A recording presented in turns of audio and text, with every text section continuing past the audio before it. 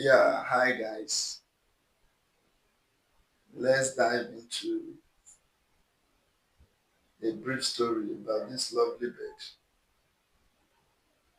called Ayekooto. Why Odidere is oftentimes called Ayekooto in Yoruba. From time immemorial, the Yoruba language has taken in a lot of nature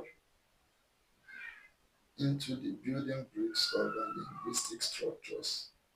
In the same vein, the Yoruba have remarkable love for comparative descriptions of nature around them in form of opposites. African grey is known as Odidere, oftentimes called Ayekooto.